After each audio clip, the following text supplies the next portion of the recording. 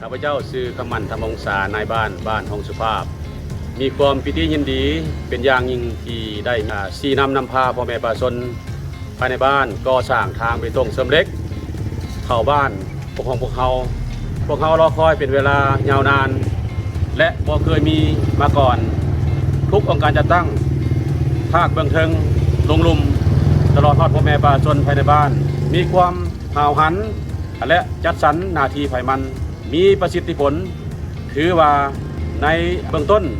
แมนดีใจและสมเชยขอให้พ่อแม่ประชาชนภายในบ้านให้หักษาบุญเชื่อให้มีความสามัคคีตลอดไปเด้อพี่น้องเด้อสบายดีพ่อแม่พี่น้องประชาชนหมดทุกผู้ทุกคนบ้านห้องสุภาพข้าพเจ้าชื่อสมบุทรอัครวงศ์เป็นหนึ่งในคณะกรรมการที่ปรึกษาบ้านห้องสุภาพแล้วก็เป็นหัวหน้าอนุกรรมการก่อสร้างทางไปตรงเสริมเหล็กอยากมาเสนอให้พ่อแม่ประชาชนรู้ในรายละเอียดเกี่ยวกับโครงการของพวกเรานี้มันมีดังนี้แผนการของพวกเขาได้วางไว้แล้วแม่นสร้างไปตรงเสริมเหล็กลวงยาวในแม่น 2,000 เมตรลวงกว้างของทางในเป็น2เลนนี่ละแม่น6 เมตร2ฝากทางนี่แผนการต้นหน้าแล้วแม่นสิเฮ็ดห้องระบายน้ำเบื้องละ50 เซนติเมตรเนาะซั่นมาฮอดมื้อนี้แต่เราได้เริ่มโครงการก่อสร้างทางไปตรงเสริมเหล็กนี้แต่วันที่1 เดือน 8 2021แล้วก็มาฮอดมื้อนี้ที่เราได้สตาร์ทเวียกนี่ได้ทำการก่อสร้างตัวจริงนี้นับแต่หน้าสำนักบ้านห้องสุภาพนี่ตีเข้ามาถึงในบ้านนี่เป็นลวงยาว3 เมตรคูณ185 เมตรถือว่าเราเฮ็ดสำเร็จแล้วแต่ว่าเป็นเลนเดียวและมื้อวานนี้ก็ได้มาเริ่มเลนที่2จากหน้าสำนักบ้านห้องสุภาพคือเก่าเข้ามาพี่ตีแบบไว้แล้วได้ประมาณ92 เมตรเนาะและคิดว่ามื้อนี้สิมัดเหล็กไว้แล้วก็แม่นมื้ออื่นแล้วแม่นสิตอกคอนกรีตให้ส่วงทมิตนี่ของเลนที่2นี้แล้วมันส่วนสเปคหรือว่าเรื่องคุณภาพของทางตัวนี้วางคาดหมายไว้มันM35 เนาะแล้วมันผ่านมานี่เราได้ใส่ห้องแลบของบริษัทผลิตคอนกรีตให้ไทยห้องแล้วมันเอาทดสอบเบิ่งหลังจากได้7 วันนะและสเปคมันก็ได้เกินคาดหมายถือว่าได้ประมาณ400 กว่ากิโลกรัมต่อเซนติเมตร2เนาะถือว่าได้เกินสเปคเกินคาดหมาย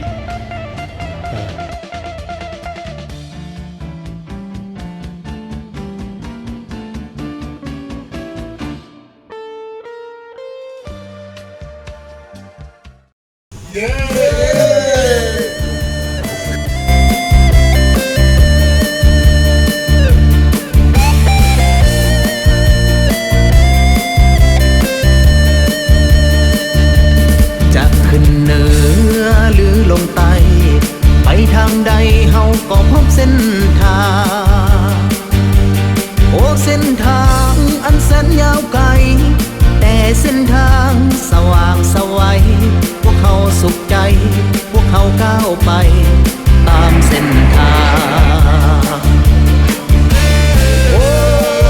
ชีวิตของนักหัวทางแดดหรือฝนเฮาทนไปหรือคืนเฮายืนอยู่ทางทุกเรื่องสุขบ่ห่างไกลทางพอเส้นทางนี่คือความหวังพอเส้นทาง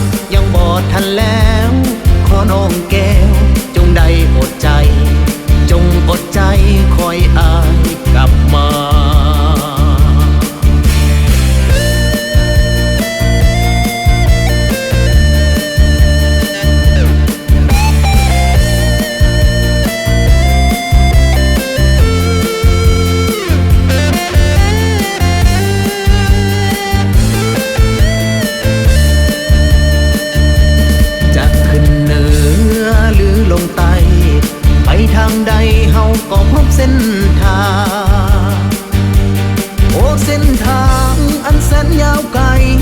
แต่เส้นทางสว่างไสวัยพวกเขาสุขใจพวกเขาก้าวไปตามเส้นทางโอ้ชีวิตของนักขัวทางแดดหรือฝนเฮาทนไปค่ำหรือคืนเฮายืนอยู่ทาง